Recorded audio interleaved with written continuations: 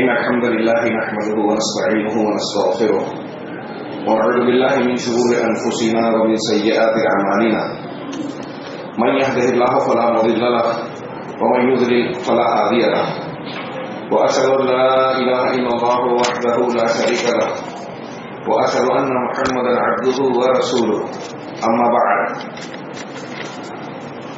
أعوذ بالله السميع العليم من الشيطان الرجيم بسم الله الرحمن الرحيم يا أيها الذين آمنوا اتقوا الله حق تقاته ولا تموتن إلا وأنتم مسلمون يا أيها الناس اتقوا ربكم الذي خلقكم من نفس واحدة وخلق منها زوجها وبث منهما رجالا كثيرا ونساء واتقوا الله الذي تساءلون به والأرحام إن الله كان عليكم رقيبا يا أيها الذين آمنوا اتقوا الله وقولوا قولا سديدا يصلح لكم أعمالكم ويغفر لكم ذنوبكم ومن يطع الله ورسوله فقد فاز فوزا عظيما قال الله تبارك وتعالى في كلامه المجيد أعوذ بالله من الشيطان الرجيم بسم الله الرحمن الرحيم ثم جعلناك على شريعة من الأمر فاتبعها ولا تتبع أهواء الذين لا يعلمون وقال تعالى فإن آمنوا بمثل ما آمنتم به فقد اهتدوا وقال تعالى ومن يشاقق الرسول من بعد ما تبين له الهدى ويتبع غير سبيل المؤمنين نوله ما تولى ونصله جهنم وساءت مصيرا.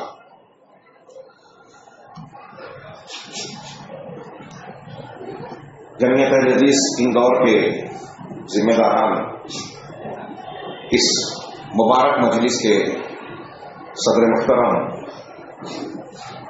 جامعہ عمر فاروق کے ذمہ داران، اساتذہ کرام، طلباء گرامی، میرے بزرگوں، بھائیوں اور اسلامی ماؤں اور بہنوں،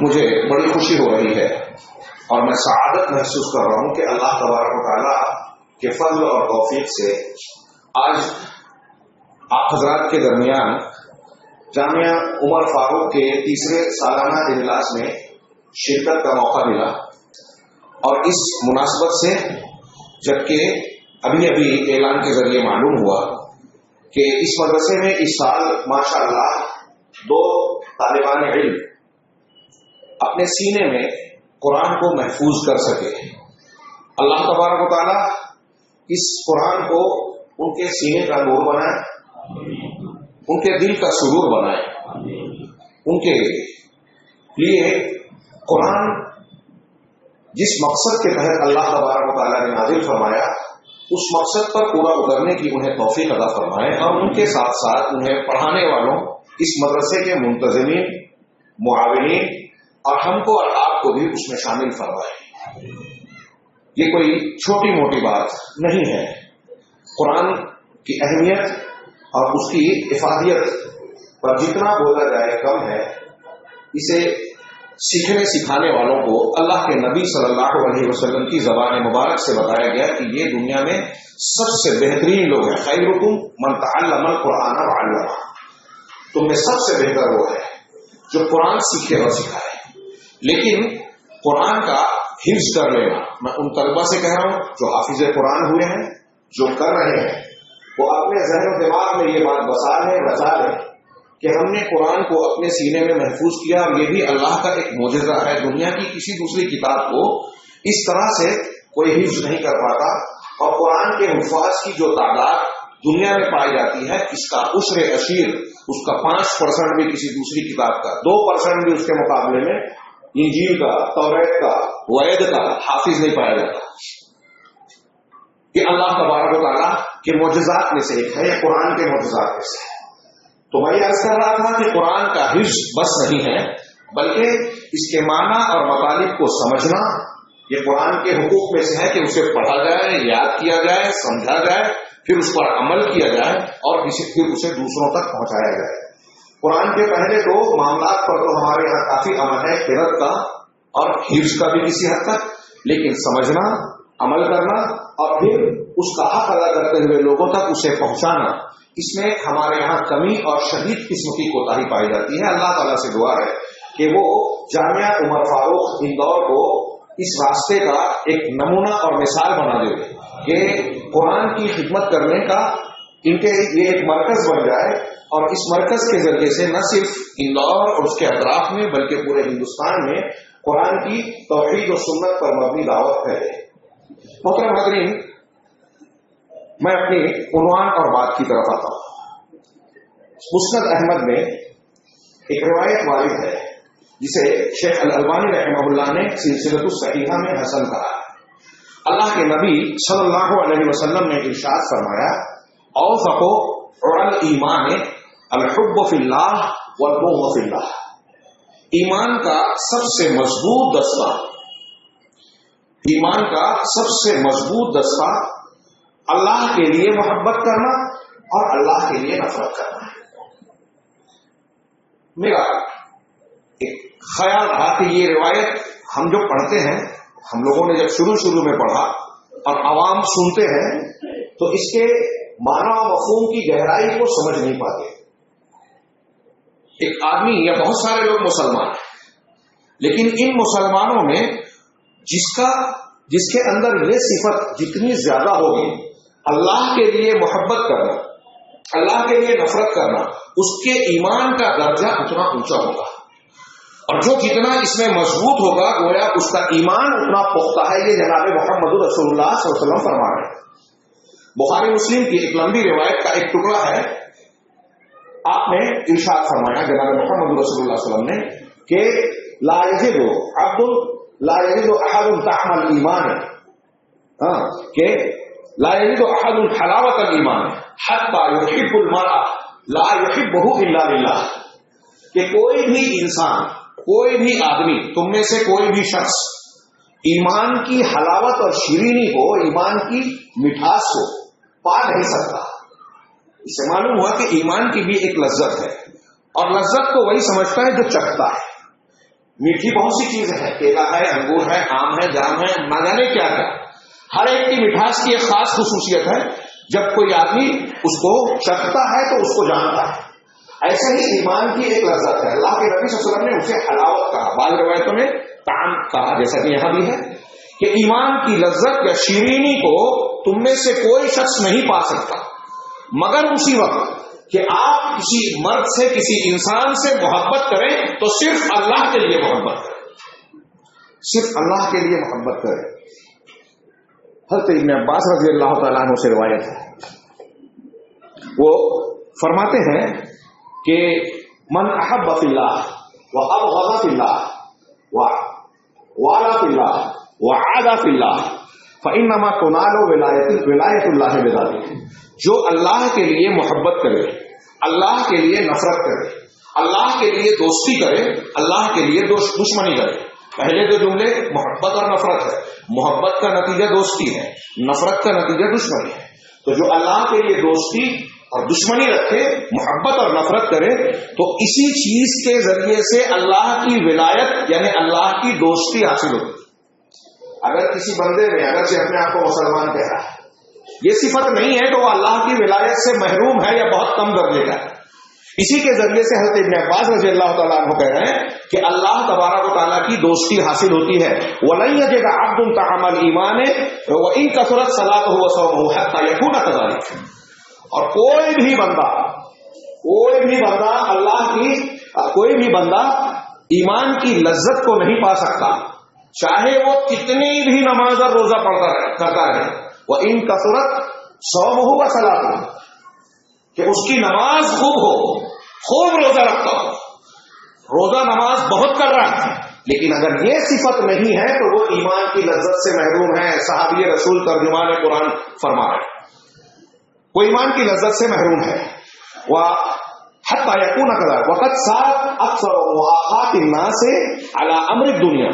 لیکن آج حالات یہ ہے، حضرت ابن عباس اپنے دور میں فرما رہے ہیں رضی اللہ عنہما، اپنے دور کے لیے کر رہے ہیں کہ آج ایسا ہو گیا ہے کہ بہت سارے لوگوں کی دوستی دشمنی کا معاملہ یا بھائی چارہ دنیا کے معاملے پر ہو گیا ہے. فلاں آدمی سیٹ ہے، فلاں آدمی صاحب کاروبار ہے، ہم اس سے دوستی کریں گے تو فائدہ ہوگا، اس کے یہاں لڑکی دیں گے تو ہمارے لیے دنیا کے اعتبار سے ٹھیک ٹھاک رہے گا. رشتہ، تعلق، دوستی، محبت کی بنیاد دنیا کے فائدے اور دنیا کے معاملات ہو. یہ حضرت ابن عباس ہے، یہ اس وقت کہہ رہے ہیں. اگر آج ہمارا دور دیکھ لیتے تو کیا کہتے ہیں؟ وذالک لا یجزی علی اہل شیء. لیکن حضرت ابن عباس کہتے ہیں کہ یہ دنیا کی بنیاد پر محبت اور نفرت کا معیار مقرر کرنا، یہ ایسا کرنے والوں کو کوئی فائدہ نہیں دیتا.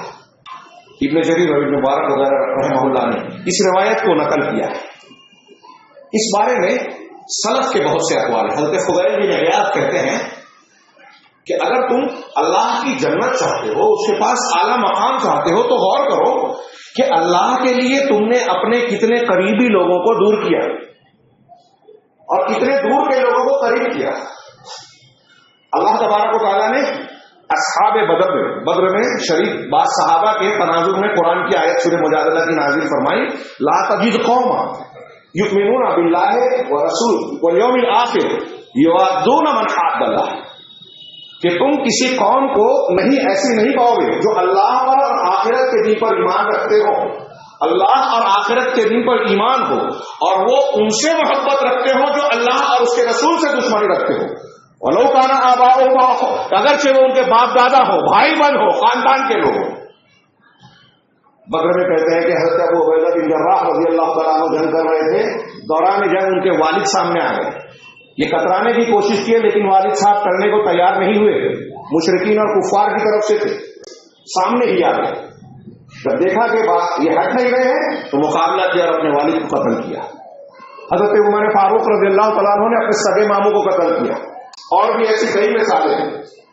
انہی کے تناظر میں نازل ہوئی آیت ہے کہ جو اللہ پر اور آخرت کے دین پر ایمان رکھتے ہیں وہ اللہ اور اس کے رسول کے دشمنوں سے دوستی نہیں رکھتے. یہ کس بنیاد پر ہوگا؟ تو اس تناظر میں ہم یہ کہہ سکتے ہیں کہ جس کے اندر یہ بات پائی جا رہی ہے وہ بڑا خوش قسمت ہے. لیکن یہ آسانی سے ہر کسی کے اندر یہ صفت پیدا نہیں ہوتی. آسان بات نہیں ہے کہ آپ کا سگا بھائی ہے، اگر شرک کر رہا ہے، بدعت کر رہا ہے، منہج صحیح سے انحراف کر رہا ہے تو آپ اس کو روکیں ٹوکیں، نہ ماننے پر اس سے دشمنی کا مظاہرہ کریں. چھوٹی موٹی بات نہیں کہ اللہ کی محبت کو اپنے رشتہ داروں اور اس کی دوسروں کی محبت پر مقدم کریں، رسول کی محبت کو، دین کی محبت کو. بڑا خوش قسمت ہے وہ شخص جس کے اندر یہ صفت پائی جاتی ہو کہ وہ اللہ کی رضامندی کو دوسروں کو خوش کرنے پر ترجیح دیتا ہو، اللہ کے دین کو دوسروں کی محبت پر ترجیح دیتا ہو، اللہ کے لیے دوستی اور دشمنی کے معیار قائم کرتا ہو. اسی کو عقیدہ ولا اور برا کہتے ہیں. آپ عقیدے کی کتاب میں دیکھیں، ولا اور برا، ولا دوستی، برا براءت یعنی لا تعلقی، دشمنی یا لا تعلقی. کسی سے دوستی کرنا، کسی سے دشمنی کرنا، تعلق جوڑنا اور تعلق کاٹنا، اس کی بنیاد اہل ایمان کے نزدیک کیا ہے؟ ایمان اور کفر ہے، توحید اور شرک ہے. دین کی بنیاد پر ہمارے رشتے جڑتے ہیں.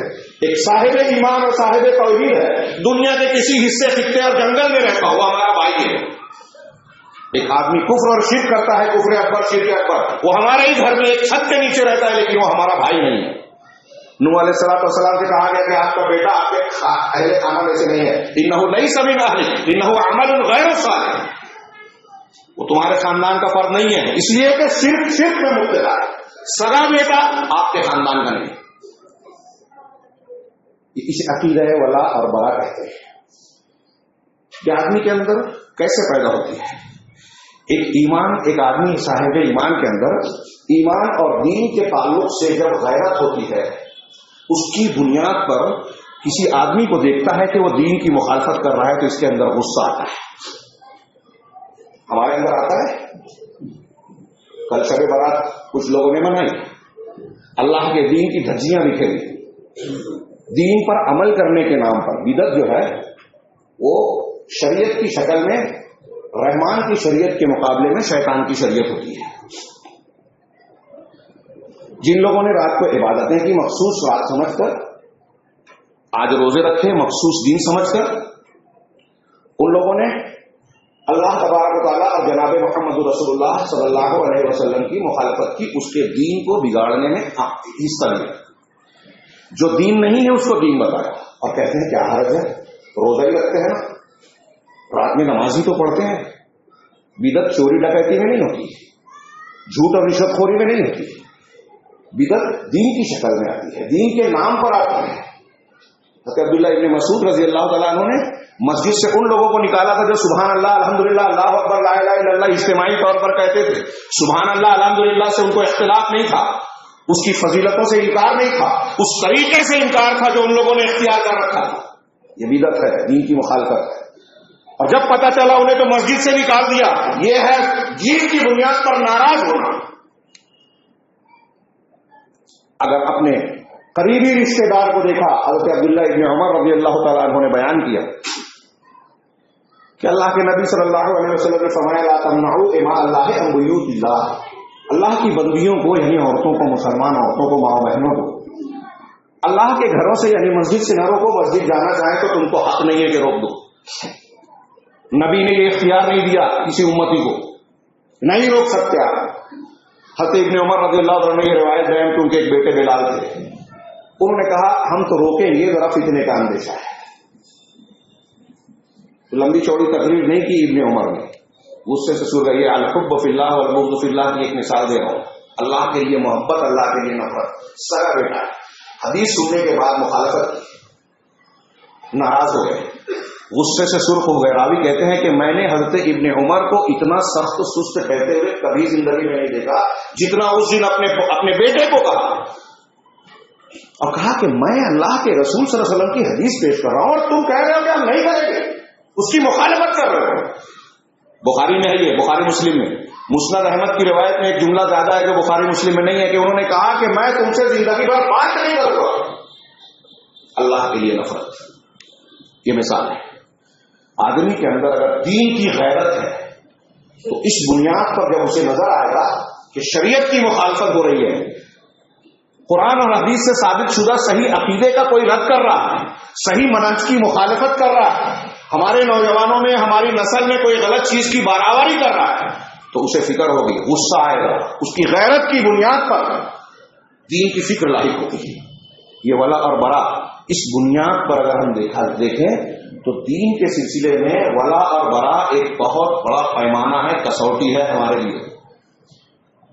یہ جس قدر ہمارے سماج اور معاشرے میں یہ موجود ہوگا, ولا اور برا کا مسئلہ, اللہ کے لیے محبت اور اللہ کے لیے نفرت, اللہ کے لیے دوستی اور اللہ کے لیے دشمنی, یہ جتنا زیادہ ہوگا ہمارا سماج دینی اعتبار سے اتنا محفوظ رہے گا. یہ عقیدہ پہرے دار ہے. اللہ کے رسول صلی اللہ علیہ وسلم نے یوں ہی نہیں فرمایا کہ ایمان کی سب سے مضبوط کڑی ہے, یہاں امتحان ہوتا ہے. سبھی بولتے ہیں اپنے آپ کو مسلمان. امتحان اس وقت ہوتا ہے جب اللہ اور رسول کی بات ایک طرف ہے, رشتہ داروں کی بات دوسری طرف, ماں باپ کی بات, علماء کی بات, دل اور نفس کی بات. ان سب چیزوں کو اللہ اور اس کے رسول کے سامنے چھوٹا سمجھے, اپنے آپ کو جھکا دے, یہ ایمان ہے. اور اسی کی بنیاد پر یہ صفت پیدا ہوتی ہے کہ اللہ کے لیے محبت اور اللہ کے لیے نفرت. جب یہ عنصر اور مادہ عقیدہ ولا اور برا کی بنیاد پر سماج میں مسلمانوں کے معاشرے میں زندہ ہوگا تو یہ مسلمانوں کی حفاظت کا بہت بڑا ذریعہ, مضبوط قلعہ ہوگا. اس کے ذریعے سے یہ گویا ایک پہرے دار ہے جو غلط عقیدے, غلط افکار کو مسلمانوں کے اندر داخل ہونے سے روکے گا. جہاں کوئی انحراف پیدا ہوا, جہاں کوئی بدعت آئی, لوگ اس کی مخالفت کریں گے, اس کا رد کریں گے. یہاں اجتہادی مسائل کو الگ کر دیں. ہمارے کچھ نوجوان غلو کرتے ہیں کہ اب میں جو بیان کر رہا ہوں کہا کہ اب کوئی ایسا مسئلہ جس میں اجتہادی, جس میں اختلاف کی گنجائش ہے, رکوع کے بعد نیت باندھنے والے کچھ لوگ ہیں وہ جھگڑا کر لیتے ہیں, جیسے وحق اور ناحق اور ولا اور برا کی بنیاد ہو. یہ نہیں ہے. ثابت شدہ سنتیں اور دین کی باتیں ہیں, اس کے خلاف ورزی کوئی کرتا ہے, بدعت اختیار کرتا ہے, خاص طور سے عقیدے کی بدعت, اسے برداشت نہیں کیا جائے گا. جب تک یہ مادہ مسلمانوں میں جس معاشرے میں, جس علاقے میں محفوظ رہا, مضبوط رہا, وہ سماج اور معاشرہ باہر کے افکار سے مسلمانوں کے عقیدے اور فکر میں, مسلمانوں کے دین میں خرابی پیدا کرنے سے محفوظ رہا. جہاں کوئی ایسی بات آتی جو قرآن و حدیث کے خلاف ہے, اللہ کے رسول صلی اللہ علیہ وسلم کی شریعت, آپ کے بتائے ہوئے عقیدے, عبادت, تہوار, اخلاق و آداب کے خلاف ہے, فوراً لوگ مخالفت کرتے ہیں. یہ چیز قابل قبول نہیں ہے. صحابہ, تابعین, تابعین کے زمانے میں ایسی بہت سی مثالیں ملتی. کہ کوئی دوسرا اور جس سماج اور معاشرے میں ایسی تربیت ہوئی مضبوط، وہ سماج اور معاشرہ محفوظ رہا. جو نوجوان، جو معاشرہ مسجد سے جڑا ہے، علماء ربانیین سے، علماء حق سے جڑا رہا، قرآن و حدیث کا مطالعہ کرتا رہا علماء کے واسطے سے، آپ دیکھیں گے کہ ان کے اندر گمراہیاں کم آتی ہیں. اور جب نوجوانوں میں طالبان علم میں جو امت کے ہاتھ پیر ہوتے ہیں، اصل و قوت ہوتے ہیں، ولا اور برا کا مادہ کمزور ہو گیا، اس میں خامی آ گئی، اس میں تسامح اور کوتاہی آ گئی، اس میں لوگ مداہنت اور نرمی برتنے لگے، تو راستہ مل گیا باہر کے غلط افکار کو مسلمانوں میں گھسنے کے لیے. وہ لوگ جو اسلام کے نام پر اسلام سے ہٹ کر بہت ساری چیزیں پیش کرتے ہیں، دین کی شکل میں دین کی مخالف باتیں پیش کرتے ہیں، وہ چاہے جتنے بڑے پیمانے پر آئیں، ٹی وی چینل پر آئیں، کلپس میں آئیں. آج نیٹ کا زمانہ ہے، ہمارے نوجوانوں کا بہت بڑا مسئلہ ہے کہ علماء سے تعلق نہیں ہے، دین کو دین کے طریقے سے سیکھنے کا جذبہ نہیں ہے. نیٹ سے دیکھتے ہیں اور کوئی بھی شخص جو ہے وہ قادیانی ہو، گمراہ فرقے کا حامل ہو، کوئی نئی تحقیق پیش کرتا ہو، علماء سلف کے مسلمہ عقائد اور اصولوں کے خلاف کوئی بات کرتا ہو، اور ہمارا نوجوان اس کے کچھ ہوائی قسم کے دعووں اور پکڑ بازیوں سے متاثر اور مروب ہو جاتے ہیں. یہ جو ہمارے نوجوان مروب ہوتے ہیں نا فلاں سے اور فلاں سے، یہ اس بات کی دلیل ہے کہ ہمارے یہاں تربیت نہیں ہوئی ہے، اور عقیدہ ولا اور برا، اللہ کے لیے محبت اور اللہ کے لیے نفرت کی صحیح تربیت نہیں ہے. ایمان کی لذت سے وہ محروم ہے. بہت سنجیدگی سے کہہ رہا ہوں، بہت بنیادی بات کہہ رہا ہوں، عقیدے کی بات ہے. اور جو میں بات کہہ رہا ہوں ولا اور برا کی، اس میں پورے صحابہ کرام سے لے کر آج تک علماء سلف نے جو عقیدے کی کتابیں لکھی ہیں، بیانات دی ہیں، جو ان کے اقوال ہیں، ان کے اوپر پرکھ لیجیے، یہ سب کا متفقہ فیصلہ ہے. جب ولا اور برا کا یہ عقیدہ کمزور ہوا تو ہمارے درمیان آج مسلمان کہلانے والے لوگ جو ہیں، اس میں کچھ لوگ لبرل پیدا ہو گئے، کچھ لوگ بدعتی پیدا ہو گئے. ایک طرف اپنے آپ کو سلفی فکر کا حامل کہتے ہیں. کیا صاف کہوں، ہمارے یہاں عالم عرب میں اخوانیت کے نام سے تحریک جان جائے، ہندوستان میں جماعت اسلامی اور ان کے کچھ موافقین ہیں. ایک طرف وہ اپنے آپ کو کہتے ہیں کہ ہم قرآن و حدیث کو مانتے ہیں، لیکن اگر آپ ان کی کتابیں چھانیں، ان کے جو بانی ہیں، مرشدین ہیں، بڑے بڑے علماء اور لیڈران ہیں جن کی لوگ ان کے ماننے والے پیروی کرتے ہیں، تو آپ ان کے عقیدے میں، ان کے فکر میں، ان کے منہج میں کھلا انحراف پائیں گے اہل سنت والجماعت کے مسلمہ عقائد کے خلاف. بہت ذمہ داری سے کہہ رہا ہوں، آپ کو ان کے یہاں خارجیت ملے گی، مسلمانوں کو کافر کہنے والا مزاج. گناہ کبیرہ کے ارتکاب پر خارجی اور معتزلہ کہتے تھے کہ آدمی اسلام سے خارج ہو جاتا ہے. یہ آج ہمارے بیچ پایا جاتا ہے. ومن لم يحكم بما انزل الله فاولئك هم الكافرون. میں اگر اس کو چھیڑوں تو وہ پوری تقریر کا ٹائم چلا جائے گا. تکفیر کے اپنے اصول ہیں، کسی کو کافر قرار دینا کوئی معمولی بات نہیں ہے. ایک چیز کفر کی ہوتی ہے لیکن کرنے والا کافر ہو جائے ضروری نہیں ہے. ایسی بہت سی مثالیں ملیں گی، میں نے مختلف تقریروں میں بیان کیا، ابھی چھیڑوں گا تو میں وقت زیادہ چلا جائے گا. تو ان کے یہاں خارجیت ہے، ان کے یہاں تصوف ہے. شیخ حسن البنا اپنے آپ کو وصافی فرقے پر بیعت کہتے تھے، اس کے طریقے پر مسجد میں شریک ہو کر جو ہے مراقبہ اور ذکر و اذکار کرتے تھے، اور تصوف کو کہتے تھے کہ یہ تربیت کا ایک طریقہ ہے، سب سے بہترین طریقہ. اہل تصوف کی تعریف کرتے تھے، طریقہ وصافیہ سے جڑے ہوئے تھے. جبکہ تصوف دنیا کی مختلف قسم کی گندگیوں اور گمراہیوں کا مجموعہ ہے. وہاں حلولی اور اتحادی عقیدہ پایا جاتا ہے.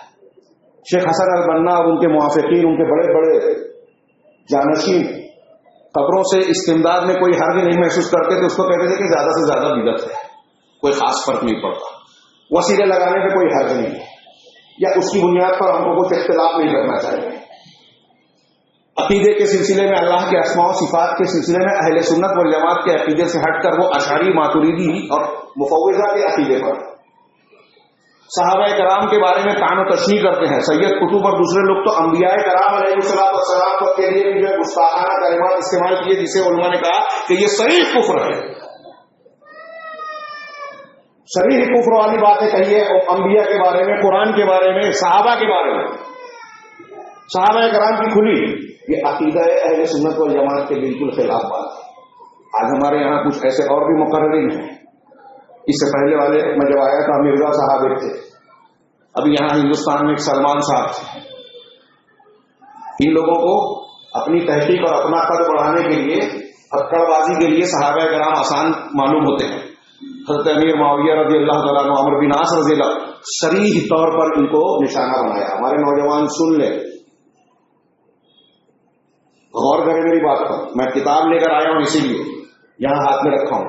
یہ ایسی کتاب ہے جس پہ تقریباً اہل سنت والجماعت کے مسلمہ عقیدے کا تذکرہ ہے. اس کتاب میں اور آپ کو بے شمار اقوال بتاؤں گا قرآن حدیث کی روشنی میں، جو ائمہ محدثین نے کہا ہے، بیان کیا ہے. تابعین، طب تابعین، ائمہ محدثین، امامان دین نے کہا اگر کوئی شخص ایک صحابی کو تان تشنیع کرتا ہے، اس سے بغض رکھتا ہے، وہ زندیق ہے، منافق ہے، دین سے اس کا تعلق نہیں ہے، وہ دین کا دشمن ہے. اور ہمارے نوجوان متاثر ہو جاتے ہیں. اللہ کے اس گھر میں اس جگہ کھڑے ہو کر میں کہہ رہا ہوں کہ جو ان سے ایسے لوگوں سے متاثر ہوتا ہے وہ ولا اور برا کے بنیادی عقیدے کو نہیں سمجھ سکا، ایمان کی لذت سے محروم ہے. علامہ ابن قیم رحمہ اللہ، اس لیے میں عرض کروں گا تمام لوگوں سے، دین کے سلسلے میں ہم عبادات کریں، فضائل پہ عمل کریں، اس سے زیادہ اہم بنیاد یہ ہے جو میں بیان کر رہا ہوں. علامہ ابن قیم رحمہ اللہ فرماتے ہیں کہ ان کمال الانسان، ان مدار کمال الانسانی مبنی علی اصلین. انسان کے کامل ہونے کا، کمال کا کی بنیاد دو چیزوں پر ہے. دو چیزوں پر کامل ہونے کی بنیاد ہے کہ آپ اور ہم کمال درجے کو پہنچ سکتے ہیں، کامیابی کو پہنچ سکتے ہیں اور اونچائی پہ جا سکتے ہیں. اس کی دو بنیاد ہیں. پہلی بنیاد معرفت الحق من الباطل. پہلی بنیاد یہ کہ حق اور باطل کے درمیان آپ معرفت اور پہچان حاصل کریں. آپ کو یہ بات معلوم ہونا چاہیے کہ یہ حق ہے، یہ باطل ہے، یہ صحیح ہے، یہ غلط ہے. ہاں چلو ٹھیک ہے، فلاں کی یہ بھی تو خوبی ہے، فلاں جماعت والوں کے اندر خامی ہے تو ان کے اندر یہ خوبی بھی تو ہے، اسلام پسند ہے، نعرے لگاتے ہیں، مظاہرہ کرتے ہیں. تبلیغی جماعت ہے، ان کے یہاں بدعت ہے، خرافات ہے، لیکن ٹھیک ہے کچھ اچھائیاں بھی تو ہے. کہ شیخ صالح الفوزان نے لکھا کہ وہ گناہوں سے نکال کر جو ہے بدعت کی طرف لے جا رہے ہیں. یہ زیادہ بڑا گناہ ہے. بدعت عام گناہوں کے مقابلے میں زیادہ بڑا گناہ ہے. امام یونس کا قول نقل کیا انہوں نے کہ اپنے بیٹے کو دیکھا کہ ایک بدعتی کے پاس سے، معتزلی کے ایک امام کے پاس سے نکلا. کہا کہاں سے آ رہا ہو بیٹا؟ کہا عمرو بن عبید کے پاس سے. کہا مجھے اگر تم کسی مخنث، جس کو ہم ہجڑا کہتے ہیں، کسی مخنث آدمی کے پاس سے اگر تم کو نکلتے ہوئے دیکھتا تو مجھے اتنی تکلیف نہیں ہوتی جتنی اس کے پاس سے نکلتے ہوئے دیکھی. اللہ کی قسم، تم اللہ سے جب ملاقات کرو تو زانی، فاسق، فاجر کی حیثیت سے ملو، یہ گنہگار ہونے کی حیثیت سے. یہ ہلکا ہے اس بات سے کہ تم اللہ سے جب ملاقات کرو تو اہل احوا اور اہل بدعت کے قول کے قائل ہو، ان کے موافق کہلاؤ اللہ کے سامنے. یہ زیادہ سنگین گناہ ہے. امام احمد بن حنبل سے کسی نے پوچھا کہ آپ یہ بدعتیوں کی برائی بیان کرتے ہیں، ان کے اندر خوبیاں بھی تو ہیں. ہمارے نوجوان غور کریں، میں جو کہنا چاہ رہا ہوں کہ جو بدعتی یا جن کے یہاں انحراف ہے، صحابہ پر یہ طعن تشنیع کر رہے ہیں، یہ آپ کو پہچاننے کے لیے کافی ہے اتنا. اب یہ مت دیکھیے کہ اس کے اندر خوبی، چند خوبیاں بھی تو ہے. اسی کی بنیاد پر یہ باطل پرست ہمارے اہل حق کے درمیان داخل ہوتے ہیں، یہ ہمارے لیے راستہ بنتے ہیں گمراہی کا. اگر اس کے اندر کچھ چیزوں میں نفاق، شریعت کی مخالفت، منہج سلف سے انحراف پایا گیا تو اب اس کے اندر کوئی بھی خوبی نظر آئے وہ ہمارے لیے قابل قبول نہیں ہو سکتا. یہ معیار بنائیے ولا اور برا کا. دنیا میں کوئی فرقہ ایسا نہیں ہے. یہ جو میں نے کہا ابھی علامہ ابن قیم کہتے ہیں کہ دو بنیادیں ہیں، ایک حق اور باطل کی پہچان. یہ آپ کے ہمارے کامل ہونے کی ایک بہت بڑی بنیاد ہے. آپ عبادات کر رہے ہیں، محنت کر رہے ہیں دین کے نام پہ، لیکن آپ کو پتہ ہی نہیں کہ حق کیا ہے، باطل کیا ہے، صحیح منہج کیا ہے، غلط منہج کیا ہے. آپ اس کے بھی پیچھے بھاگنے لگے، اس کے بھی پیچھے بھاگنے لگے. ان کا تو بڑا ڈنکا بج رہا ہے، وہ تو ریڈیو پہ آتے ہیں، وہ تو ٹی وی چینل پہ آتے ہیں، فلاں نے یہ بیان دیا، امریکہ اس کا مخالف ہے، تو امریکہ کی مخالفت کی وجہ سے ہم جو ہے فلاں فلاں بدعتی کی موافق ہو گئے. ابھی راستے میں کلپ دیکھ رہا تھا، طیب اردگان بڑی تعریف کر رہے ہیں کہ امریکہ مارنا چاہتا ہے، اس لیے عالم اسلام کی بڑی شخصیت ہے، لوگوں میں مقبول ہوتے جا رہے ہیں. جو قبر پرستی کرے، جو اہل سلف اہل الحدیث سے دشمنی رکھے، جو مسلمانوں کو جو اپنے سامنے اپنی فوجیوں کے سامنے شام میں مسلمانوں کو کٹتا ہوا دیکھ کر خاموش رہے، وہ اہل حق ہو سکتا ہے؟ چند نعروں کی بنیاد پر ہم متاثر ہو جائیں؟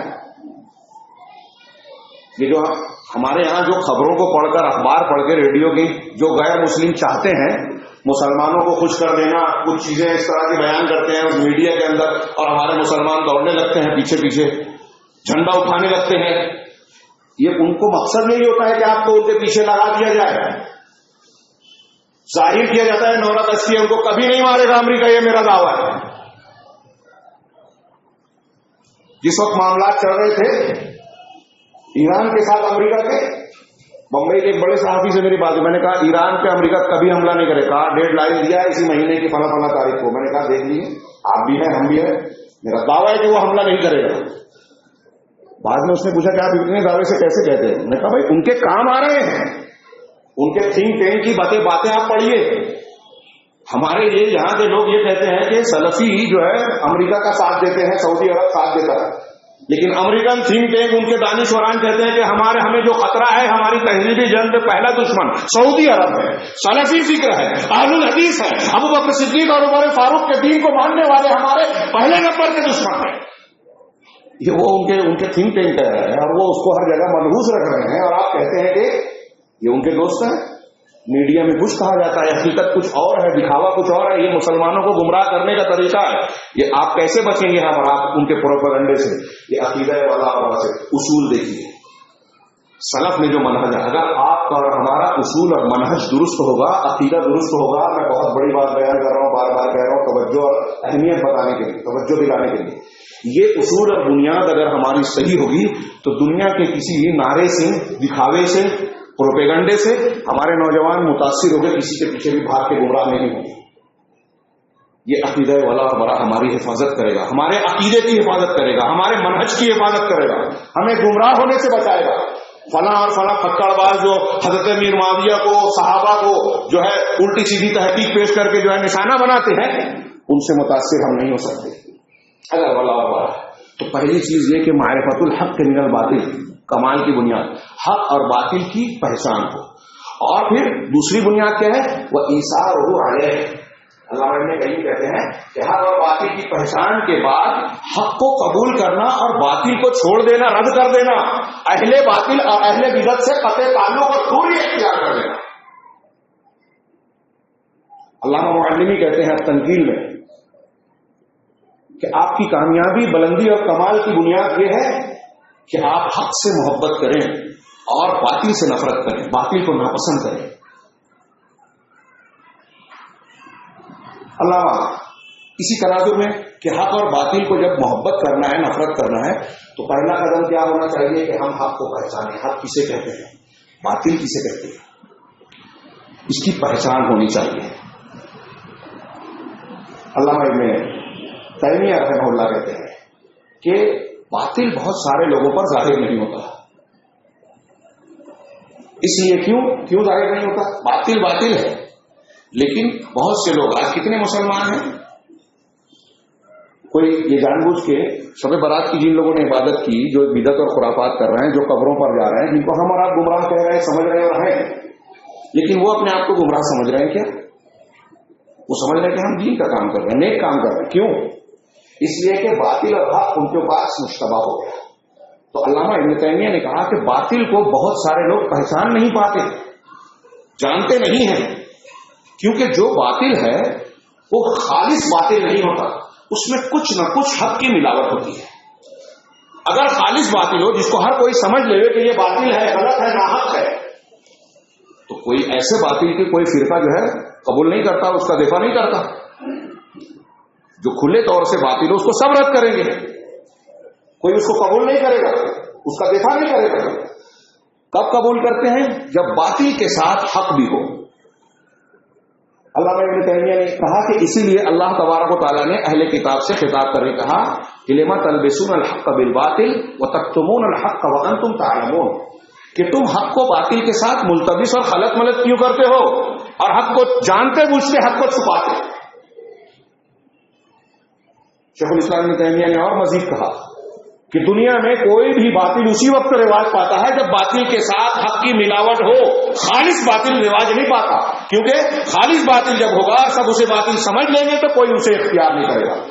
مشرکین یہود نصارہ کا جو باطل دین ہے اس میں بھی یہی بات ہے کہ ان کے پاس بھی کچھ نہ کچھ حق ہے، وہ جو کچھ بولتے ہیں وہ جھوٹ نہیں ہے، وہ جو کچھ کرتے ہیں وہ فساد نہیں ہے، ان کے جھوٹ اور فساد کے ساتھ ان کی باتوں میں کچھ سچ بھی ہے، فساد کے ساتھ ان کی باتوں میں کچھ اچھی باتیں بھی ہوتی ہے، تبھی لوگ دھوکہ کھاتے ہیں۔ اس لیے ہمارا اور آپ کا کام یہ ہے کہ ہم حق اور باطل کو اچھی طرح پہچانیں اور پہچاننے کے بعد حق کو قبول کریں، باطل کا رد کریں۔ اہل حق کی پہچان میں سے، منہج صحیح والوں کی پہچان میں سے ایک بات یہ بھی ہے کہ وہ غلط چیز کو دیکھ کر خاموش نہیں رہتے۔ صحیح مسلم حضرت عبداللہ ابن مسعود رضی اللہ عنہ کی روایت ہے کہ جناب محمد رسول اللہ صلی اللہ علیہ وسلم نے فرمایا ما من نبی بعث اللہ من قبل الا کان له من امته اصحاب و حواریون، کہ کوئی بھی میری امت سے پہلے جو بھی نبی آیا، ہر نبی کا اس کی امت سے کچھ صحابہ، اصحاب اور حواری یعنی خالص دوست ہوتے تھے، جو ان کی اس کی یستنون بسنتہ ویقتدون بامرہ، جو اس کی سنت کو اختیار کرتے اور اس کے حکم کی پیروی کرتے۔ صحابہ کی اور حواریوں کی خصوصیت کیا بتائی اللہ کے رسول صلی اللہ علیہ وسلم نے؟ سنت کی اتباع اور حکم کی پیروی، ان کی یہ خصوصیت بتائی۔ ثم خلف من بعدهم خلوف، پھر اس کے بعد کچھ برے جانشین ہوئے، یفعلون ما لا یؤمرون، یقولون ما لا یفعلون ویفعلون ما لا یؤمرون۔ ایسے لوگ، یہ برے جانشین کون تھے؟ یہ کہتے وہ تھے جو کرتے نہیں، اور کرتے وہ ہیں جس کا حکم نہیں دیا گیا۔ کہتے ہیں کہ ہم اللہ رسول سے محبت کرتے ہیں لیکن اللہ رسول سے محبت نہیں کرتے۔ کرتے وہ ہیں جس کا حکم نہیں دیا گیا، دین میں نئی نئی چیز اور بدعات کا ارتکاب کرتے ہیں، خرافات کا ارتکاب کرتے ہیں۔ شب برات کا حکم اللہ رسول نے نہیں دیا کہ اس میں نمازیں پڑھو، صلاۃ التسبیح، یہ صلاۃ الحاجہ، یہ قضاء عمری جس کا کوئی ذکر نہیں ہے کہیں قرآن و حدیث میں بے نمازی بنانے کا نسخہ، کہ نماز سال بھر نہیں پڑھی، اس دن 4 رکعت ایسی پڑھ کے ساری نمازیں معاف، یہ قرآن و حدیث میں نہیں ہے۔ کرتے وہ ہیں جس کا حکم نہیں دیا گیا، بدعات کرتے ہیں۔ ایسے لوگوں سے کیا سلوک کیا جائے؟ خاموشی اختیار کیا جائے، ان کی خوبیاں دیکھی جائے۔ حسن البنا نے کہا کہ ہم میں سے جن باتوں پر ہمارا اتفاق ہے ہم اس میں ساتھ ساتھ رہیں گے۔ اتفقنا کیا ہے؟ نتعاون فیما اتفقنا علیہ، جس پر ہم متفق ہو اس میں ایک دوسرے کا تعاون کریں گے۔ ونعذر فیما اختلفنا فیہ، اور جو جس میں اختلاف ہے اس میں ایک دوسرے کو معذور سمجھے۔ یہ کوئی دینی اصول نہیں ہے، یہ اللہ کے رسول کی سنت اور شریعت کے خلاف ہے۔ کیا ہم یہ کریں جو آج ہمارے نوجوان کر رہے ہیں کہ کچھ خوبیاں ہیں تو اس کی برائیوں کو بھی قبول کر لیا جائے، کیا اس کو یوں ہی مان لیا جائے؟ نہیں، جو ایسا کرتے ہیں اللہ کے رسول نے آگے فرمایا فمن جاہدہم بیدہ فہو مؤمن، جو ان سے ہاتھ سے جہاد کرے، مخالفت کرے ان کی، وہ مومن ہے۔ ومن جاہدہم بلسانہ فہو مؤمن، صحیح مسلم کی حدیث ہے، جو زبان سے جہاد کرے وہ مومن ہے۔ ومن جاہدہم بقلبہ فہو مؤمن، جو دل سے ان کی مخالفت اور جہاد کرے وہ مومن ہے۔ ولیس وراء ذلک من الایمان حبۃ خردل، اس کے بعد رائی کے دانے کے برابر بھی ایمان نہیں ہے۔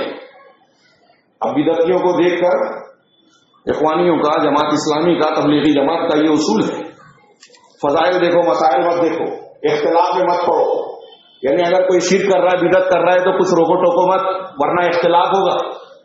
اللہ کے رسول فرما رہے ہیں کہ ایمان، اگر آپ دل سے بھی نفرت نہیں کرتے تو پھر ایمان ہی نہیں ہے آپ کے اندر۔ اہل حق کی پہچان ہے، باطل کو دیکھ کر اس کا رد کریں گے۔ اگر ایسا نہ کیا جائے تو حق چھپ جائے گا، پچھلی امتوں کی طرح حق اور باطل میں تمیز کھو دیں گے لوگ۔ لہذا اہل حق کی، اہل سنت والجماعت کی پہچان ہے کہ وہ قرآن و حدیث پر عمل بھی کریں گے، بدعت کا رد کریں گے، اہل بدعت سے نفرت کریں گے، ان کی مخالفت کریں گے، اللہ کے لیے محبت اور اللہ کے لیے نفرت کا مظاہرہ کریں گے۔ اسی کی وجہ سے دین محفوظ ہوگا، آپ کا اور ہمارا عقیدہ اور منہج درست ہوگا، اور جب ہم اس پر عمل کریں گے تو ہم کو انسانی کمال، ایمانی لذت حاصل ہوگی۔ اگر یہ صفت نہیں ہے تو ہم محروم ہوں گے۔ وقت بہت کم ہے اور میں ابھی ایک ہی پہلو بیان کر رہا ہوں۔ اس کو یہاں اتنا چھوڑ کر میں دوسرے پہلو پر آتا ہوں. اسی بات کو دوسرے تناظر میں دیکھیے. اللہ کے نبی صلی اللہ علیہ وسلم نے دین کی کوئی چیز ہم سے چھپائی نہیں. قیامت تک آنے والے لوگوں کے لیے ہدایت بیان کر دی. تو اس کا مطلب یہ بھی ہے کہ قیامت تک مختلف فتنے، غلط افکار، غلط منہج جو پیدا ہوں گے، نبی کریم صلی اللہ علیہ وسلم کی رہنمائی ان کے سلسلے میں موجود ہے. وہ حدیث جو سب لوگ جانتے ہیں اور بیان بھی کرتے ہیں کہ اللہ کے نبی صلی اللہ علیہ وسلم نے ارشاد فرمایا افترقت بنو اسرائیل الی 72 فرقہ، کہ بنو اسرائیل 72 فرقوں میں بٹے. وستفترق امتی الی 73 فرقہ، اور میری امت، اللہ کے نبی صلی اللہ علیہ وسلم نے فرمایا کہ میری امت 73 فرقوں میں بٹ جائے گی، تقسیم ہو جائے گی. کلھا فی النار، سب کے سب جہنم میں ہوں گی. یہاں ایک بات دھیان سے سن لیں، یہ سب کے سب جہنم میں، اس میں ایک تفصیل ہے. عقیدے کی کتابوں میں بڑی بحثیں ہیں کہ جو جہنم میں کہا گیا ہے تو یہ سب کے سب ہمیشہ ہمیش جہنم میں رہنے والے ہوں، ایسا ضروری نہیں. جو کفر اکبر، شرک اکبر کے درجے کو پہنچیں گے وہ ہمیشہ ہمیش جہنم میں. جن کا گناہ کا درجہ اس سے کم کا ہوگا وہ جہنم میں اپنی سزا بھگت کے نکالے جا سکتے ہیں. لیکن یہ تفصیل پھر کریں تو کلھا فی النار الا واحدہ، الا ملۃ واحدہ، مختلف طرق اور مختلف الفاظ سوائے ایک گروہ کے. پوچھا گیا وہ کون سا گروہ ہوگا؟ فرمایا ہی ما انا علیہ واصحابی، ہی ما انا بمثل ما انا علیہ اليوم واصحابی. انہیں دو روایت میں الگ الگ الفاظ ہیں، دونوں میں نے پڑھ دیے کہ یہ وہ طبقہ ہوگا جو اس طریقے پر ہوگی جس پر میں ہوں اور میرے صحابہ، جس پر میں ہوں اور میرے صحابہ. اللہ کے نبی صلی اللہ علیہ وسلم نے بتایا کہ فرقے بہت سے بنیں گے. ایک جملے میں کتاب سمیٹ دی. اس ایک جملے کو سمجھ لیجئے، صحیح منہج سمجھ لیجیے، آپ گمراہی سے محفوظ رہیں گے. اللہ کے نبی صلی اللہ علیہ وسلم کہ جس پر میں ہوں، یعنی میرا طریقہ جو ہے اور میرے صحابہ کا طریقہ. کون کہہ رہا ہے؟ جناب محمد رسول اللہ صلی اللہ علیہ وسلم. کسی چیز کو ہمارے لیے چھوڑا نہیں ہے، قیامت تک کے لیے یہ راہ ہدایت ہے. ایک جملہ. یہ جو لوگ کہتے ہیں کہ ارے فلاں فرقے کے عالم کو سنو، وہ مختلف علماء کو سنو، جس عالم کو سنو اس کی بات صحیح لگتی ہے. والا اور برا اتنا کمزور ہو کہ ہمارے نوجوان نعرہ لگاتے ہیں کہ شیعہ اور شیعی اور سلفی میں، شیعہ اور سلفی میں، شیعہ اور سنہ میں جو ہے اتحاد اتفاق کیا جائے. کیا یہ ممکن ہے؟ شیعہ کا عقیدہ کیا ہے؟ اس سے اگر کوئی اتفاق کرتا ہے تو ولا اور بلا سے محروم ہے. وہ جو صحابہ کرام کو کافر کریں، جو قرآن کو نہ مانیں، جو عقیدہ بدا یعنی اللہ کے بارے میں غلط عقیدہ رکھیں، جو تقدیر کا انکار کریں، جو قرآن کے بارے میں ہمارے عقیدے کے بالکل خلاف عقیدہ رکھیں، ان سے اتحاد و اتفاق کس بنیاد پہ؟ اتحاد و اتفاق کی بنیاد صحیح عقیدہ ہے، صحیح منہج ہے. اگر یہ نہیں ہے تو اتحاد نہیں ہو سکتا. آپ اور ہم مامور ہیں اس بات کے کہ اگر کوئی توحید کی مخالفت کرتا ہے اس کا رد کرے، کوئی سنت کی مخالفت کرتا ہے اس کا رد کرے. صحابہ کرام نے بدعات سے، خرافات سے ان کے زمانے میں جو بھی پیدا ہوا کچھ چھوڑے موڑے، ان کی مخالفت کی، ان کا رد کیا، اس سے سمجھوتا نہیں کیا کہ کلمہ پڑھنے والے ہیں ان کی بدعت کو قبول کر لیا جائے. اللہ کے نبی صلی اللہ علیہ وسلم نے یہ بنیاد دی. اس حدیث کے بارے میں آپ بہت اچھی طرح ایک چیز سمجھیں کہ اللہ کے نبی صلی اللہ علیہ وسلم کے فرقے بنیں گے. یہ فرقے کیسے بنیں گے؟ نبی کے اور صحابہ کے طریقے سے جو ہٹے گا فرقہ بن جائے گا. کیوں؟ حدیث کے جملے سے، آخری جملے سے ہی پتہ چل رہا ہے کہ جو نبی کے طریقے پہ یعنی سنت پر رہے گا اور صحابہ کے طریقے پر رہے گا وہ جماعت رہے گا. جو جماعت چلی آ رہی ہے اللہ کے رسول کے زمانے سے، یا آپ جو اس وقت فرما رہے ہیں کہ میں جس پر آج ہوں یعنی میرے طریقے پر، آپ کا طریقہ کیا ہے؟ یہ جو عام ہے عقیدے میں بھی، عقیدہ ہمارا وہی ہو جو اللہ کے رسول صلی اللہ علیہ وسلم کا ہے، جو صحابہ کا ہو. عبادات وہی کریں، ویسے ہی کریں جو اللہ کے رسول صلی اللہ علیہ وسلم صحابہ سے ہم کو ملی ہے. اخلاق و آداب، سلوک اور اسلام کے اصول جتنے بھی معاملات ہیں سب وہی اختیار کریں جو اللہ کے رسول صلی اللہ علیہ وسلم صحابہ سے مروی ہے. اس لیے ایک جملہ آج تنبیہ کی جاتی ہے کہ یہ جو جملہ بولا جاتا ہے کہ قرآن و حدیث کو ماننے والا، یہ جملہ پورا نہیں ہے. اہل حق وہ ہے جو قرآن و حدیث کو، سارے فرقے بولتے ہیں کہ ہم قرآن و حدیث کو مانتے ہیں. بات پوری کب ہوگی؟ کہ ہم قرآن و حدیث کو ویسے مانتے ہیں جیسے صحابہ کرام مانتے ہیں. یہ صحیح منہج ہے. کیوں؟ میں نے بعض جگہ تقریروں میں بیان کیا تفصیل کے ساتھ، یہاں موقع نہیں ہے، صرف اشارہ کرو. محصلہ کے خطاب میں نے کچھ قدر تفصیل سے یہ بات بیان کی کہ آپ سوچئے اللہ کے کا قرآن ہے، رسول اللہ صلی اللہ علیہ وسلم کی حدیث ہے، آپ بھی ماننے کی بات کر رہے ہیں، شیعہ بھی ماننے کی بات کر رہے ہیں، سنی یعنی جو ہمارے یہاں بریلوی ہیں، دیوبندی ہیں، تبلیغی جماعت کے ہیں، جماعت اسلامی کے ہیں، فلاں فلاں فلاں فلاں سب بول رہے ہیں ہم قرآن و حدیث مانتے ہیں۔ پچھلے جو فرقے گزرے جہمیہ، اشعریہ، ماتریدیہ، قلابیہ، قدریہ، جبریہ، صوفیہ، سب قرآن و حدیث کو ماننے کا دعویٰ کرتے ہیں، اور فرقے الگ الگ ہیں سب کے۔ کیا فرق ہے؟ ہم کہہ رہے ہیں کہ قرآن و حدیث کو ہم مانتے ہیں، کیسے مانتے ہیں؟ جیسے صحابہ اور تابعین نے مانا۔ آپ کیسے مانتے ہیں؟ یہ بہت اہم بات ہے۔ جہمیہ قرآن و حدیث کو ماننے کا اگر دعویٰ کرتے ہیں تو جہاد بن درہم اور جہاد بن صفوان اس جہمیہ فرقے کے جو بانی ہیں اس کی سمجھ کی بنیاد پر مانتے ہیں۔ اشاعرہ، اشعری فرقہ، ابوالحسن اشعری کی طرف منسوب جو لوگ ان کے ائمہ ہیں وہ جیسے قرآن و حدیث کی تشریح کرتے ہیں ویسے قرآن و حدیث کو مانتے ہیں۔ معتزلہ اپنے بزرگوں کے بیان کیے ہوئے طریقے کو مانتے ہیں۔ صوفیہ اپنے پیر طریقہ سے جو جس سلسلے کا ماننے والا ہے، چشتی، قادری، نقشبندی، اس کے مشائخ کی باتوں کی بنیاد پہ قرآن و حدیث کو مانتا ہے۔ تبلیغی جماعت والے دین کے اوپر عمل کرنا کیسے؟ جیسے مولانا الیاس صاحب نے بتایا، جماعت اسلامی جیسے مولانا ابوالوفا محمدی صاحب نے بتایا، اخوانی جیسے حسن البنا نے بتایا، سید قطب نے بتایا، ان کے مرشدین نے بتایا۔ ٹھیک ہے، تھوڑی دیر کے لیے ہم مان لیں کہ یہ سب صحیح ہے، ائمہ کرام کی بھی بات مان لیں، حنفی، شافعی، مالکی، حنبلی، جو فلاں کو مان رہا ہے تو جو جس کو امام مان رہا ہے، جس کو اپنے فرقے اور تنظیم کا بانی مان رہا ہے، اس فرقے اور تنظیم کے بانی کے سمجھنے کے مطابق میں دین اور دین کو مان رہا ہوں، قرآن حدیث کو مان رہا ہوں۔ ہم اہل حدیث ہے، سلفی، یہ کہتے ہیں کہ ہم قرآن و حدیث کو ویسے مانیں گے جیسے صحابہ نے مانا۔ کیوں؟ سب سے پہلی بات یہ عقلی بنیاد پر، ابھی قرآن و حدیث کی دلیل کو بعد میں دیکھیں کہ صحابہ کرام وہ لوگ ہیں جنہوں نے قرآن کی نازل ہونے اور نبی کریم صلی اللہ علیہ وسلم کی زندگی کے ساتھ ساتھ زندگی گزاری، ان کے درمیان قرآن نازل ہوا، ان کے سامنے اللہ کے نبی صلی اللہ علیہ وسلم نے قول کے ذریعے سے، عمل کے ذریعے سے قرآن پر عمل کر کے دکھایا، قرآن کی تشریح کی۔ کب قرآن کی آیت کہاں نازل ہوئی، کس واقعے کے تناظر میں نازل ہوئی، یہ صحابہ سے بہتر کون جانے گا؟ انہی کے بیچ میں قرآن آیا تو صحابہ کرام کو پہلا خطاب کیا، بعد والے بعد میں مخاطب ہوئے، پہلے سب سے صحابہ کرام مخاطب تھے۔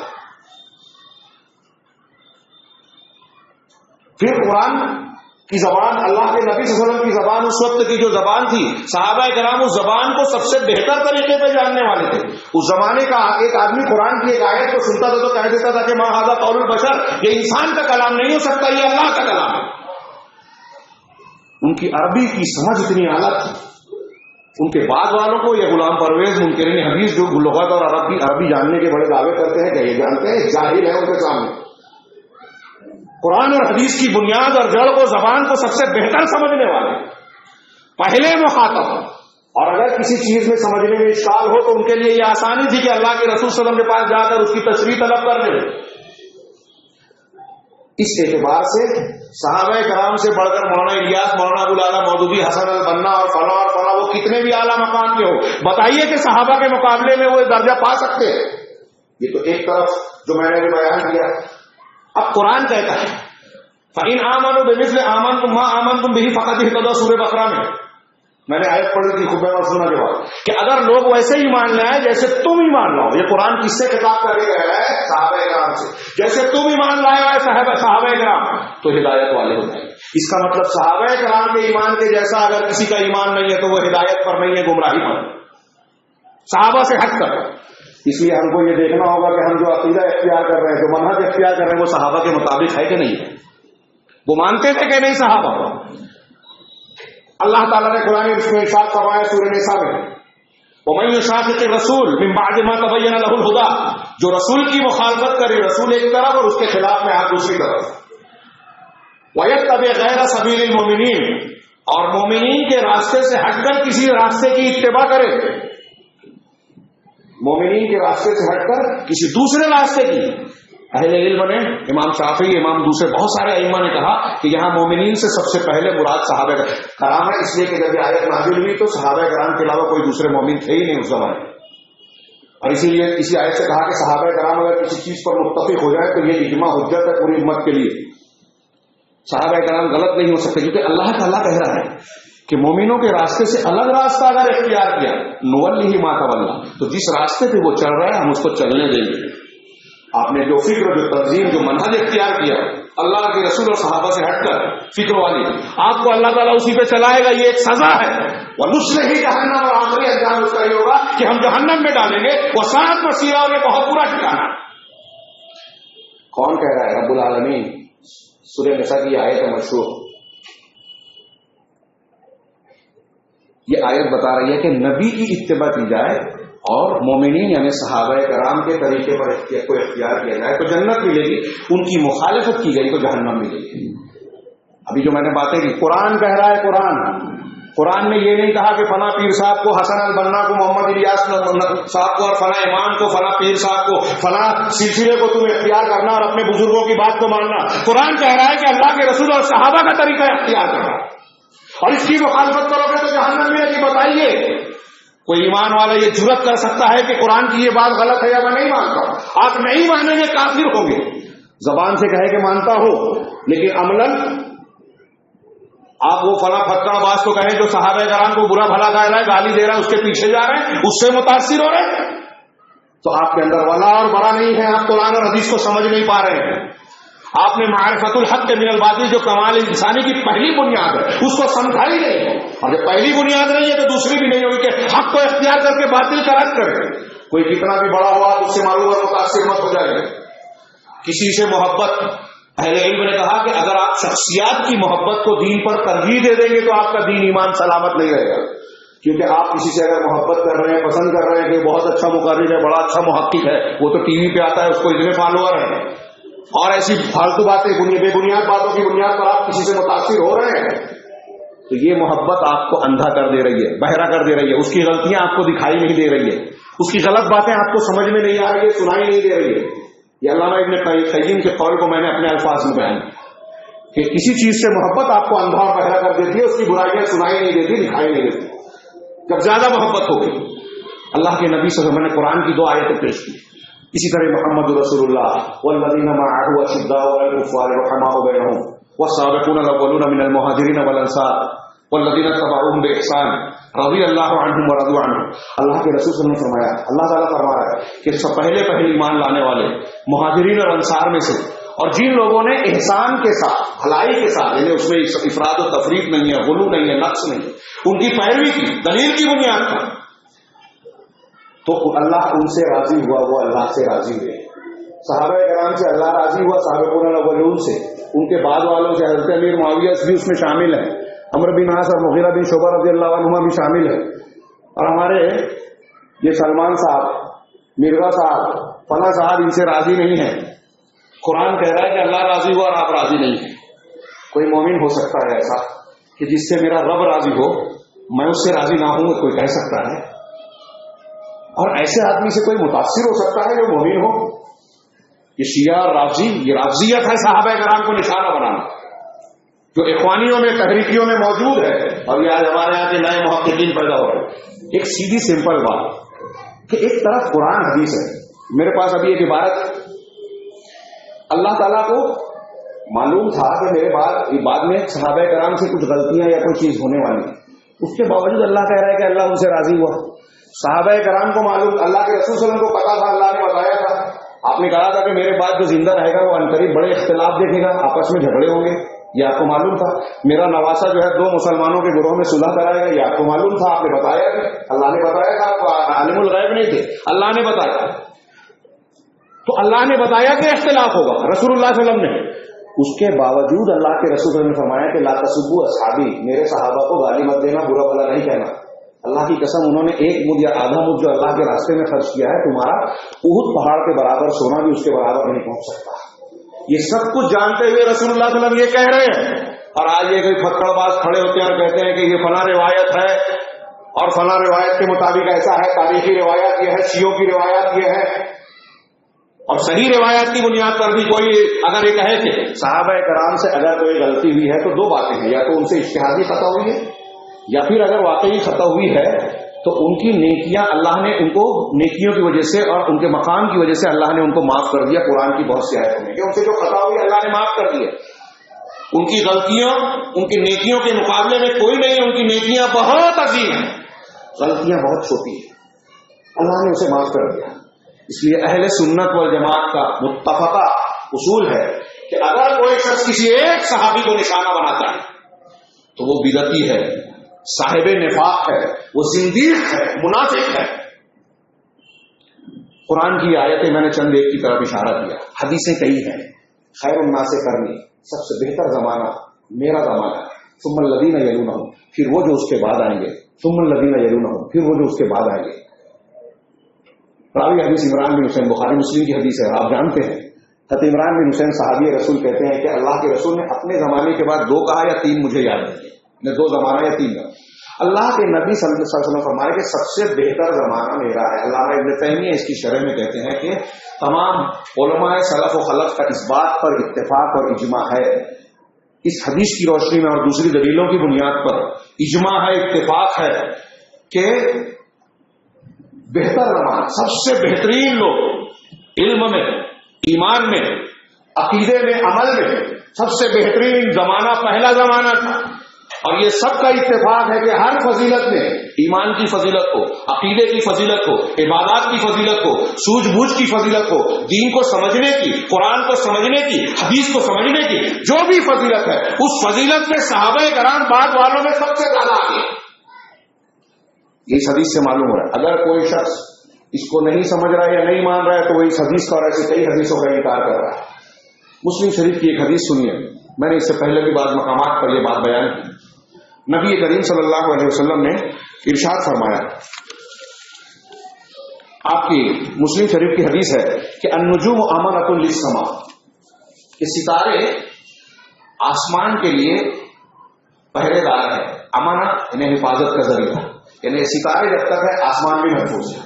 فَإِذَا ذَهَبَتِ النُّجُومُ أَتَى السَّمَاءَ مَا تُوعَدُ, جب یہ ستارے چلے جائیں گے تو آسمان کے اوپر وہ مصیبت آ جائے گی جس کا وعدہ کیا گیا, مطلب قیامت آ جائے گی. ستارے جھڑ جائیں گے تو آسمان بھی ٹوٹ پھوٹ جائے گا, پھٹ جائے گا. اذا السماء انفطرت, اذا السماء انشقت. یہ ستارے جب تک ہیں آسمان محفوظ ہے, یہ اس کے لیے پہرے دار ہے, نگران ہے گویا. اور اللہ کے رسول نے آگے فرمایا وَأَنَا أَمَنَةٌ لِأَصْحَابِي, میں میرے صحابہ, اپنے صحابہ کے لیے پہرے دار ہوں یا ضمانت ہوں, حفاظت کا کی رکاوٹ ہوں. یعنی جب تک میں موجود ہوں میرے صحابہ پر مصیبت اور فتنے نہیں آئیں گے. فَإِذَا ذَهَبْتُ, جب میں چلا جاؤں گا, أَتَى أَصْحَابِي مَا يُوعَدُونَ, تو میرے صحابہ کے اوپر وہ چیزیں آ جائیں گی جس کا ان سے وعدہ کیا گیا, مطلب فتنے آئیں گے. جب اللہ کے رسول کی وفات ہوئی تو آپس میں اختلاف آیا. خارجی پہلے پیدا ہوئے حضرت عثمان کے زمانے, پھر روافظ پیدا ہوئے, قدریہ پیدا ہوئے, تقدیر کا انکار کرنے والے. سبائی ٹولہ آیا, آپس میں اختلاف کیا, مسلمانوں کے درمیان جنگیں ہوئی, 2 بڑی اجتہادی بنیاد پر خطاؤں میں پڑ گئے کچھ سچے مسلمان. تو جب میں چلا جاؤں گا تو میرے صحابہ پر وہ چیز آئے گی جس کا ان سے وعدہ کیا گیا ہے. وہ اصحابی امانۃ لامتی, یہ جملہ سمجھانا ہے. اور میرے صحابہ میری امت کے لیے نگراں ہیں, حفاظت کا ذریعہ ہے, ضامن ہے, بچاؤ کا کی بنیاد ہے. فَإِذَا ذَهَبَ أَصْحَابِي, جب میرے صحابہ چلے جائیں گے, أَتَى أُمَّتِي مَا يُوعَدُونَ, تو میری امت میں بھی وہ فتنے, شر, فساد آئیں گے جس کا ان سے وعدہ کیا گیا. علامہ ابن قیم نے اس کی شرح کرتے ہوئے کہا کہ اللہ کے نبی صلی اللہ علیہ وسلم نے اپنے صحابہ کے تعلق سے نسبت ایسے دی بات کے لوگوں کو جیسے صحابہ کا تعلق آپ سے تھا اور جیسے کہ آسمان سے ستاروں کا تعلق ہے. اس سے مثال دی, ستاروں کے ذریعے آسمان محفوظ, اللہ کے رسول کے ذریعے صحابہ محفوظ, صحابہ کے ذریعے سے امت محفوظ. نجوم سے تشبیہ دی. اس کا مطلب یہ ہوا کہ اگر صحابہ کرام کو, علامہ ابن قیم ہی کہہ رہے ہیں, ان کی بات کو میں اپنے طریقے سے بیان کر رہا ہوں اپنے الفاظ میں, اگر کوئی ایسا مانتا ہے کہ بعد کے لوگوں میں صحابہ سے زیادہ بہتر دین کی سمجھ آ گئی, حسن البنا کو زیادہ سمجھ میں آ گیا, کہا گیا کہ صحابہ سے بہتر, ان کو تو کہا ہے ان کے ماننے والوں, مصر میں اس پر جھگڑا ہوا جامع ازہر میں. اگر کوئی ایسا مانتا ہے کہ صحابہ سے بہتر یہ بات کے لوگ ہیں, تو علامہ ابن قیم کہہ رہے ہیں کہ اللہ کے رسول کی یہ بات تو الٹی ہو جائے گی. یہ کہنا پڑے گا کہ بعد والے صحابہ کے لیے امین ہو گئے, حفاظت کا ذریعہ ہو گئے, بچاؤ کا ذریعہ ہو گئے. نہیں, جبکہ یہ بات باطل ہے, غلط ہے. اور صحابہ کو نجوم سے تشبیہ دی, ستاروں سے. یہاں جیسے زمین والے ستارے کو دیکھ کے ہدایت پاتے ہیں اور دنیا کے امتی نبی کے ذریعے سے ہدایت پاتے ہیں, ایسے بعد کے لوگ صحابہ کرام کے ذریعے سے ہدایت پائیں گے. ستاروں کا 3 مقصد قرآن نے بیان کیا ہے. ایک تو یہ کہ یہ زینۃ للسماء ہے, وَلَقَدْ زَيَّنَّا السَّمَاءَ الدُّنْيَا بِمَصَابِيحَ, ہم نے آسمان دنیا کو ستاروں چراغوں کے ذریعے سے مزین کیا, خوبصورت بنایا. تو صحابہ کرام اس دین کے لیے خوبصورتی کا سامان ہے. ستاروں کو اللہ تعالیٰ نے رجوما للشیاطین بنایا, رجوما للشیاطین وجعلناها رجوما للشیاطین, سورہ ملک میں فرمایا کہ ہم نے شیاطین کو رجم کرنے اور مارنے کے لیے ان ستاروں کو بنایا. اسی طرح صحابہ کرام کے عقیدے, مسلک اور اقوال کے ذریعے دنیا کے انسانوں کی ہر بدعت کا آپ رد کر سکتے ہیں, ان کو پتھر سے مار کے رد کر سکتے ہیں. صحابہ کے ذریعے سے بدعتوں کو آپ رد کر سکتے ہیں. یہ رجوما للشیاطین ہے, شیاطین اور انس کے لیے. اسی طریقے سے یہ لوگوں کے وبالنجم ہم یہتدون, قرآن نے کہا کہ ستاروں کے ذریعے سے اس کو راستہ معلوم پڑتا ہے, ستاروں سے رہنمائی ملتی ہے. تو صحابہ کرام سے بھی ہم کو رہنمائی ملتی ہے. ایسی اور بھی بہت سی دلیلیں ہیں قرآن و حدیث کی. اب یہ بتائیے کہ میں قرآن و حدیث کو مانوں مولانا الیاس کے ذریعے, شیخ حسن البنا کے ذریعے, محمد مرزا کے ذریعے, امام فلاں بزرگ, فلاں بابا, فلاں پیر صاحب, فلاں مفتی صاحب, باپ دادا صاحب اور فلاں کے ذریعے سے قرآن و حدیث کو سمجھو وہ زیادہ صحیح ہے, یا صحابہ کرام کے مطابق سمجھو وہ زیادہ صحیح ہوگا. عقل, فطرت اور قرآن و حدیث کی یہ دلیلیں اور بات میں نے بات کا ذکر کیا ہے, وقت ختم ہو رہا ہے اس لیے بات کو چھوڑ رہا ہوں. بے شمار دلیلیں اس بات کو صحابہ اور تابعین کو بتاتی ہیں کہ سب سے بہترین زمانہ جب ان کا ہے, اللہ اور اس کے رسول نے جب ان سے راضی ہونے کی بات کہی, تو یہ تاریخی واقعات کی بنیاد پر ہم ان پر گراں کریں, ان کے عمل میں عقیدے میں کیڑا نکالے تو ہم خود گمراہ ہیں. بیسیوں یہ میں صرف ایک عبارت پڑھتا ہوں آپ کے سامنے. شیخ امام البربہاری 4 صدی ہجری کے ہیں, اس کی شرح کی ہے شیخ فوزان نے. ان کی اصل عبارت کا ترجمہ صرف کر رہا ہوں کہ اذا رأیت الرجل یطعن احد احد من اصحاب رسول اللہ, یہ ایک جملہ آپ یاد کر لیجئے. مجھے لگے گا کہ میں یہاں آیا ہوں, اللہ نے قبول کر لیا. اپنے نوجوانوں سے کہہ رہا ہوں, آپ سے محبت ہے, کسی کی مخالفت اور موافقت نہیں. اللہ کے لیے محبت, اللہ کے لیے نفرت کی بات جب میں بیان کر رہا ہوں تو دعا کرتا ہوں کہ اللہ مجھے اور آپ کو اسی میں شامل کرے جن کے اندر یہ صفات ہو. تو اللہ کے رسول صلی اللہ علیہ وسلم یہ کہہ رہے ہیں, یہ عقیدہ اہل سنت والجماعت کی اتفاق والی کتاب ہے کہ سب کا عقیدہ ہے اس پر. کہا جب تم کسی ایسے آدمی کو دیکھو جو صحابہ اللہ کے رسول صلی اللہ علیہ وسلم کے اصحاب میں سے کسی ایک پر, علی احد من اصحاب رسول اللہ, کسی ایک صحابی کو تان و تشنیع کا نشانہ بنا رہا ہے, اس پر تان کر رہا ہے, ان کو برا بھلا کہہ رہا ہے, تو فَعْلَمْ أَنَّهُ صَاحِبُ هَوَىٰ وَصَاحِبُ قَوْلِ سُوءٍ, تو تم یہ جان جاؤ کہ وہ صاحب ہوا ہے. صاحب ہوا یعنی بدعتی, ہوا پرست, خواہش پرست. وصاحب قول سوء, وصاحب قول سوء, اور برے قول والا ہے. اس لیے ہمارے نوجوان اس ایک قول کی روشنی میں جوڑ لیجیے جو حضرت معاویہ کو یا حضرت مغیرہ میں کتنے اقوال ہیں. امام حنیفہ کہتے ہیں, کسی نے پوچھا کہ یہ اعراض اور اجسام کے بارے میں جو متکلمین کہتے ہیں, آپ کو اس کے بارے میں کیا کہنا ہے؟ کہا یہ فلاسفہ کا اقوال ہے, یہ سب گمراہیاں ہیں. علیک بالاثر, تم اثر کو اور جو سلف کا طریقہ ہے اس کو لازم پکڑو. امام مالک کہتے ہیں کہ تم اہل بدعت سے بچتے رہو. لوگوں نے پوچھا بدعت کیا ہے؟ کیا یہ جو اہل بدعت اللہ کی صفات اور اسما کے بارے میں قرآن حدیث کے خلاف بات کہتے ہیں, ان سے دور رہو. امام شافعی کہتے ہیں کہ صحابہ کرام ہر چیز میں ہم سے اوپر ہیں, ایمان میں, عقیدے میں, عمل میں, اخلاق میں, دین کو پھیلانے کے معاملے میں, ہر فضیلت میں ہم سے اوپر ہیں. اور جن چیزوں سے علم حاصل کیا جائے, جن کے ذریعے سے دین میں رسوخ حاصل کیا جائے, ان میں صحابہ کرام ہم سے زیادہ آگے تھے. اور ہر وہ فضیلت اور بڑائی جس کو فضیلت کہا جائے گا وہ ہم سے زیادہ لائق صحابہ کرام تھے. امام اوزاعی کہتے ہیں اپنے شاگرد بقیت الولید کو کہ تم صحابہ کرام کو لازم پکڑو, بدعت سے بچو. کہا دین وہی ہے جو اللہ کے رسول کے صحابہ سے مروی ہو. امام ابو ذر راضی کہتے ہیں کہ جو صحابہ کرام کو متہم کرے تم جان جاؤ کہ وہ زندیق ہے, منافق ہے, وہ تمہارے دین کو ڈھانا چاہتا ہے.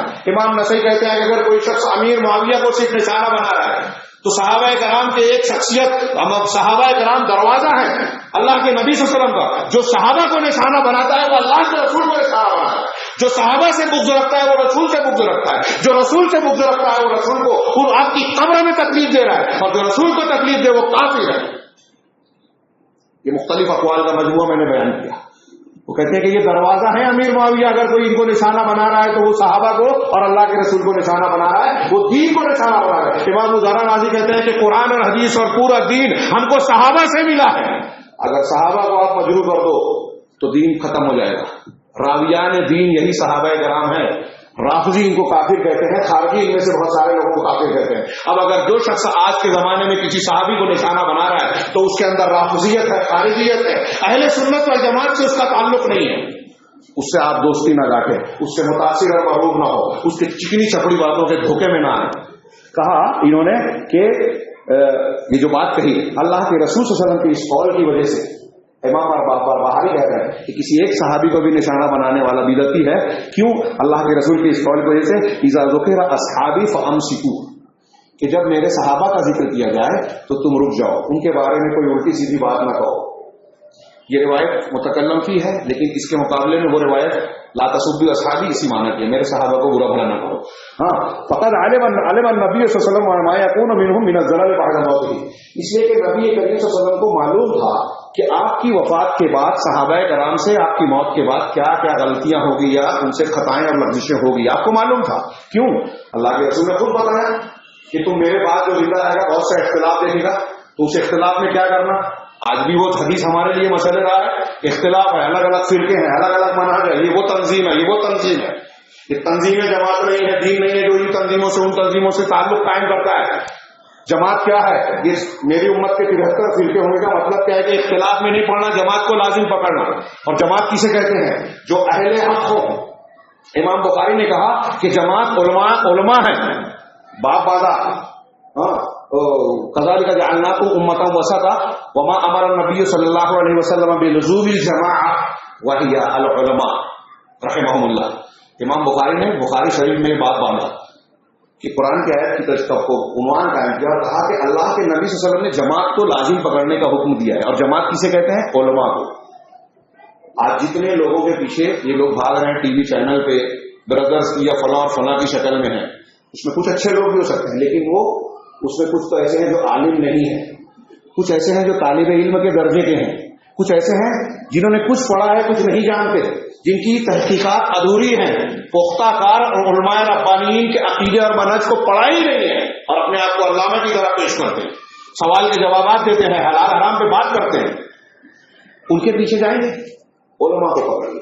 اور ایک جماعت وہ ہے جس کا امام ہو، مسلمانوں کا امیر. اللہ کے نبی صلی اللہ علیہ وسلم سے جب حضرت حذیفہ نے پوچھا تھا کہ خیر کے بعد شر ہوگا، کہا ہاں. کہا شر کیا ہوگا؟ آخری ٹکڑا اس حدیث کا.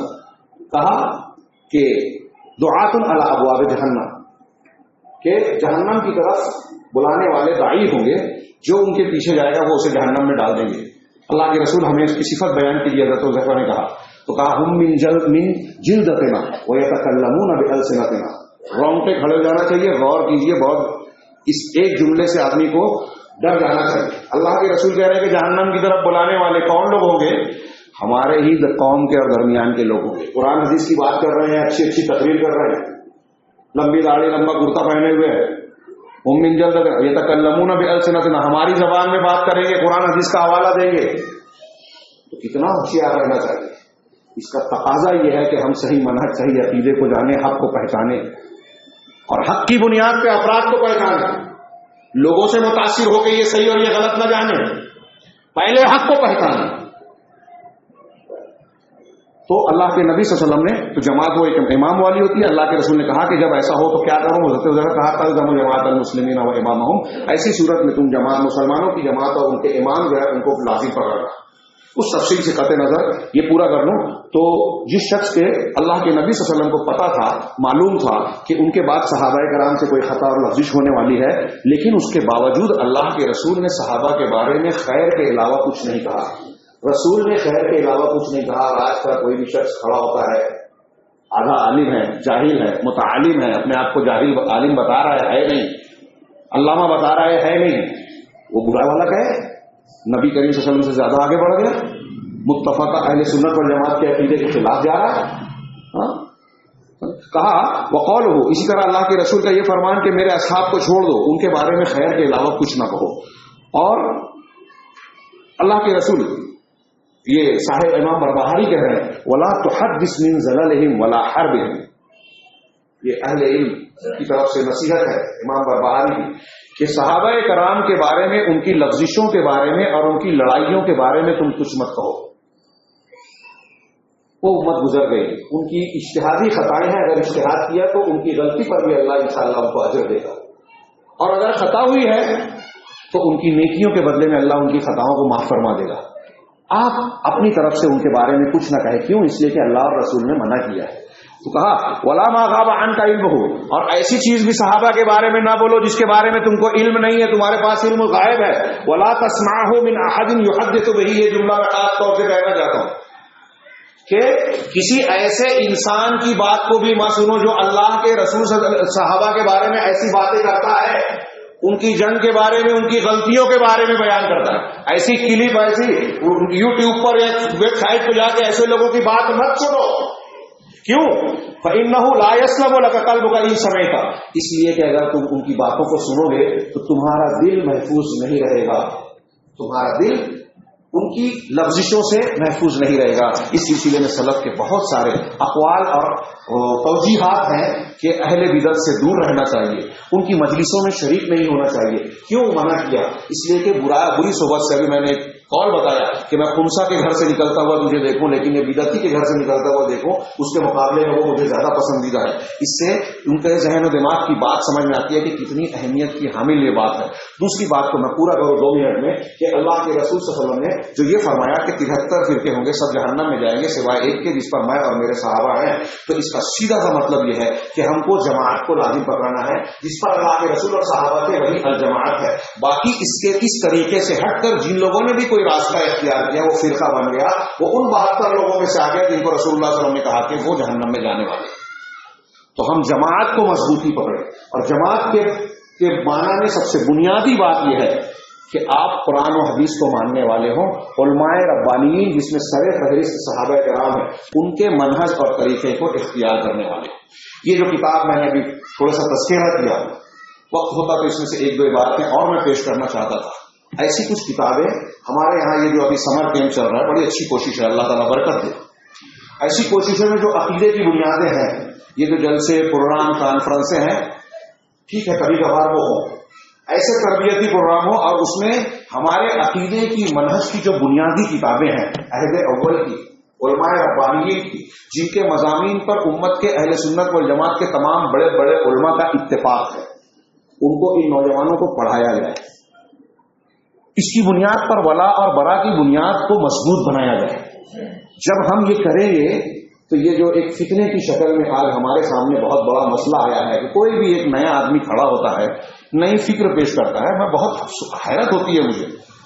اگر حق آپ کے دل میں ہے نا تو یہ باطل پر کتنی بھی اچھی تقریر کریں، جتنی بھی اونچائی سے ہو جائیں، متاثر نہیں ہوں گے.